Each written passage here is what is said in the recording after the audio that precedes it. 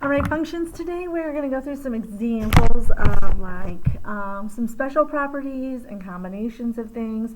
So we're going to talk about this one. And the first one we have is log of r minus log of s plus 3 log of t.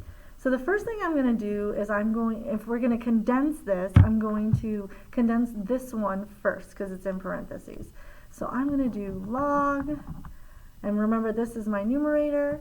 I'm going to use that quotient rule of s. I'm going to put this in parentheses, and then I'm going to leave that. So I have plus 3 log of t. Now remember, we can do the reverse power rule here, so let's go ahead and take that and move it, whoops, right here. So then I'm going to have log r over s plus log t to the third power. Now when we have a plus, that means we're going to multiply. So now I'm going to have log r over s times t cubed, and all of that goes here. But I can combine that. I can multiply, so t cubed is actually over 1, and I can just do log r times t cubed over s times 1, which is s, and that can stay in parentheses. So then that is our final answer, and that is fully simplified and fully condensed. I've got it down to 1 log. All right, so now we're going to use some special properties to find each value. So the first thing that we want to do is we want to look at this. And this one's a little bit easier to explain. So if I rewrite this and throw that out front and use my power rule, I have 5 log 10 of 10. So we learned that when we have a base 10 of 10, then that is actually just a 1, and it cancels out, and we're left with just 5. Great. Now we're going to rewrite this one. So this one, we want to start canceling things out so we can figure out what it is. And since we're given a base 2, then I'm going to rewrite 8 as a base 2. So then I'm left with log base 2 of 2 to the third power. Well, we just learned that if we have a base here of 2, that these cancel out, and I'm left with 3. So now we are going to look at this one. Now this one's a little more complicated, but we have a property that says that if we have a large base 5 of log of base 5, then this whole thing cancels out, and what are we left with? Just 9.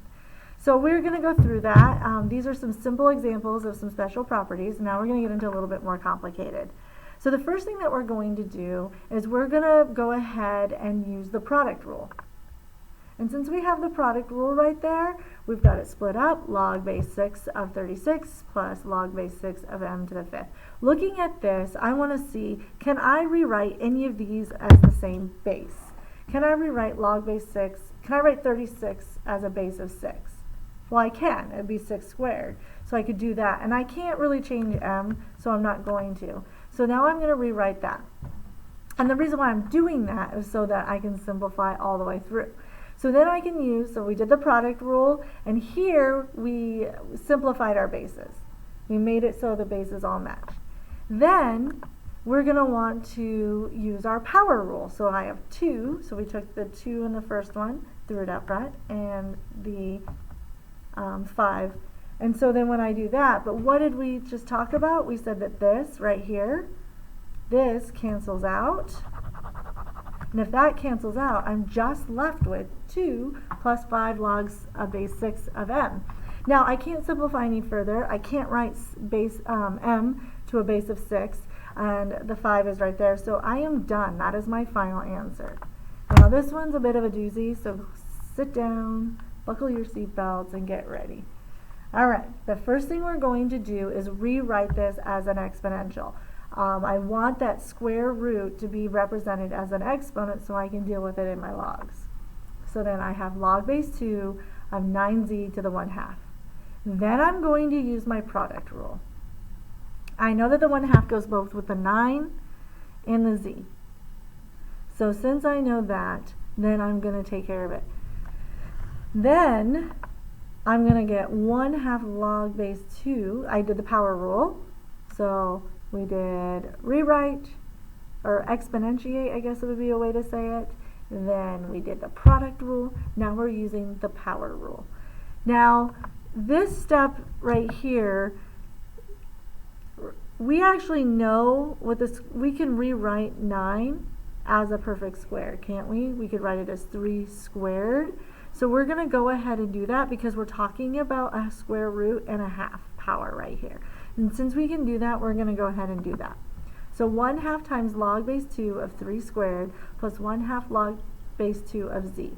I can't really rewrite this one any further. Z to the 1/2 is just z to the 1/2. So since I can, so then I can use my power rule again, and I get 1/2 times 2 log base 2 of 3. Well, what is 1/2 times 2? Well, that's just 1.